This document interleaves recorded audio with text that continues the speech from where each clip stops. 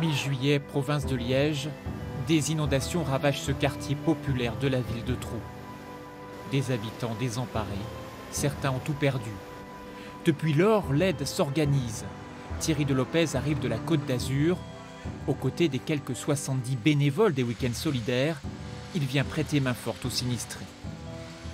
Là, j'ai plein de bras, ce qui est très cool, et voilà, l'élan de solidarité, franchement, voilà.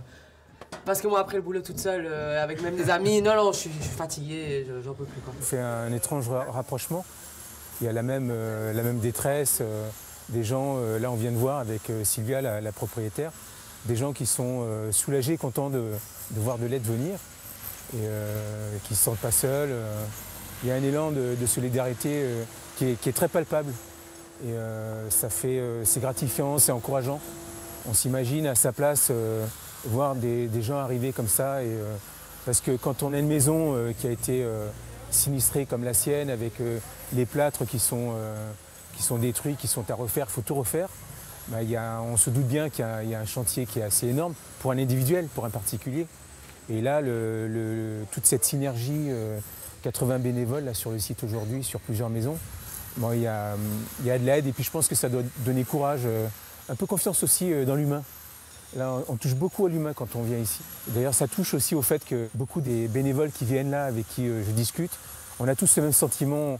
On se déshabille un petit peu, on laisse tomber les vêtements de la ville, les soucis de crédit, de boulot, de divorce, etc. Tout le monde, il y a un côté enfant qui renaît un petit peu. Il y a une bienveillance extraordinaire. Sur la vallée de la Vésubie, quand on repart, on sent beaucoup d'émotions. Les gens sont contents parce que seuls, ils n'y seraient pas arrivés. Et là, avec tout cet appui, toute cette logistique, les choses avancent, ça bouge. C'est troublant, c'est très émouvant. C'est très émouvant et il y a des liens qui se créent, des liens forts, avec des promesses. On va revenir vous voir, on revient l'année prochaine. Moi, je pense que sur Casterino, où je suis intervenu, je vais retourner certainement aider la restauratrice qui nous a accueillis. Je bricole un petit peu, bon, elle aura besoin d'aide pour d'autres choses. Mais voilà, il y a des liens comme ça qui se créent. Il y en a plein d'autres. Hein.